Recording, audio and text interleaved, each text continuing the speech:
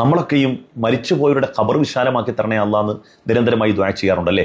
എന്നാൽ ഇന്നത്തെ കാലത്ത് ഏറ്റവും അധികം നമ്മൾ ദുആ ചെയ്യേണ്ടത്, പടച്ചവനെ ഈ ജീവിച്ചിരിക്കുന്ന മനുഷ്യരുണ്ടല്ലോ അവരുടെ മനസ്സൊന്ന് വിശാലമാക്കി തരണേ അല്ലാന്ന് നമ്മൾ ദുആ ചെയ്യണം. എന്താണെന്ന് നിങ്ങൾ ഒരു വേള ചിന്തിക്കുന്നുണ്ടാവും. ഇന്ന് എൻ്റെ പരിചയത്തിലുള്ള ഒരു സാധുവായ മനുഷ്യൻ മരണപ്പെട്ടു. അദ്ദേഹത്തിൻ്റെ വീട്ടിലേക്ക് പോകുന്ന വഴി ആ ഭാഗത്ത് ഒരു 3-4 പാവപ്പെട്ട കുടുംബമാണ് ജീവിക്കുന്നത്. ഒരാൾക്ക് മാത്രം നടന്നു പോകാനുള്ള വഴിയാണ് കൊടുത്തിരിക്കുന്നത്. ഈ സമീപത്തൊക്കെ അത്യാവശ്യം സാമ്പത്തികമായി ഉന്നമനത്തിലുള്ള ആളുകളുടെ വീടുണ്ട്. അവരെല്ലാം ഈ മതിൽ എത്രത്തോളം ഈ വഴിയിലേക്ക് ഇട്ട് കെട്ടാമോ അത്രത്തോളം തള്ളിയിട്ട് കെട്ടിരിക്കുകയാണ്. ഇതൊന്നുമല്ല പ്രശ്നം. ഈ പാവപ്പെട്ടവൻ്റെ മയ്യത്ത് ആളുകൾ പ്രയാസപ്പെട്ട് ഈ ഒരു വഴിയിലൂടെ കൊണ്ടുവരികയാണ്. വലിയ പ്രയാസം ഈ മയ്യത്ത് കൊണ്ടുവരാൻ. ഈ മയ്യത്ത് ഒരു പ്രത്യേക ഭാഗത്തെത്തിയപ്പോഴേക്കും പിന്നെ തിരിയുന്നില്ല, വളമാണ് അവിടെ. ആ മയ്യത്ത് തിരിയുന്നില്ല. ഒരുപാട് പണിപ്പെട്ട് ഒരു 10-15 മിനിറ്റ് എടുത്തതിന് ശേഷം അവസാനം ഈ മതിലിൻ്റെ മുകളിലൂടെയാണ് ഈ മയ്യത്ത് അവിടെ കുടുങ്ങിപ്പോയി. മതിലിൻ്റെ മുകളിലൂടെയാണ് മയ്യത്ത് ഇങ്ങനെ പൊക്കി ഉയർത്തിയത്. ഈ കുടുങ്ങിയ സ്ഥലമുണ്ടല്ലോ, ഏറ്റവും അധികം ഈ വഴിയിലേക്ക് തള്ളിയ മതിൽ ഇടുങ്ങിപ്പോയ സ്ഥലം, ആ വളവിലുള്ളവൻ്റെ വീട് ഞാനിങ്ങനെ നിരീക്ഷിക്കുമ്പോൾ നമ്മൾ ആലങ്കാരികമായിട്ട് പറയുമല്ലോ, ഒരു ഫുട്ബോൾ കളിക്കാനുള്ള സ്ഥലമുണ്ടെന്ന് പറയൂല്ലോ എന്ന് പറയുന്നത് പോലെ 2 വലിയ ലോറി കിടക്കുന്ന വീടാണ്.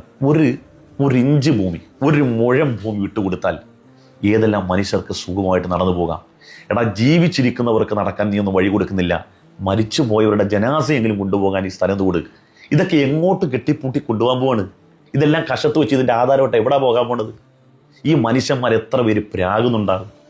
എത്ര പേര് ആ സ്ഥലത്ത് നിന്നുകൊണ്ട് ഒരു വേള മനസ്സുകൊണ്ട് ശപിച്ചിട്ടുണ്ടാകും ആ മയ്യത്ത് കൊണ്ടുപോകാൻ കഴിയാതെ? ഇങ്ങനെ നീയൊക്കെ മനുഷ്യർക്ക് വഴിവിട്ടു. ഇത് ഒരുപാട് സ്ഥലത്തുണ്ട് ഈ പ്രശ്നം.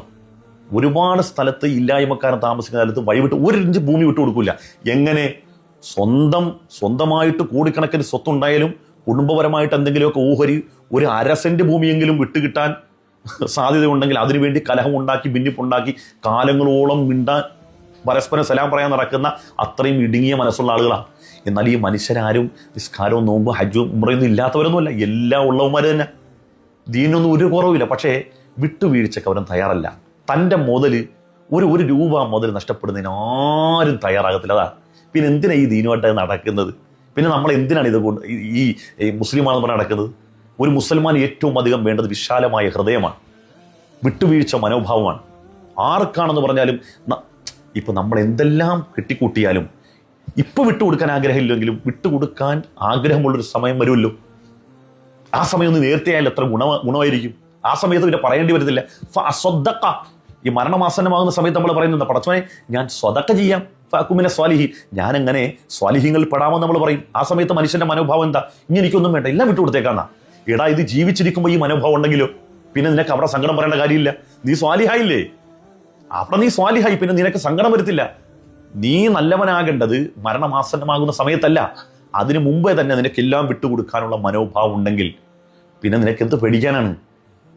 ഈ കെട്ടിപ്പൊട്ടി എങ്ങോട്ടായി വെക്കുന്നത്? ഒരു മനുഷ്യന്റെ മയ്യത്ത് പോലും കൊണ്ടുവരാൻ പറ്റാത്ത രൂപത്തിലേക്ക് വഴി ഇടുക്കി നിന്റെ ഹൃദയം ഇടുങ്ങിയ മനസ്സുമായി നീ ഏത് സ്വർഗം കാമിച്ചിട്ടാണ് നീ പള്ളിയിൽ പോയി സുജൂദ് ചെയ്യുന്നത്?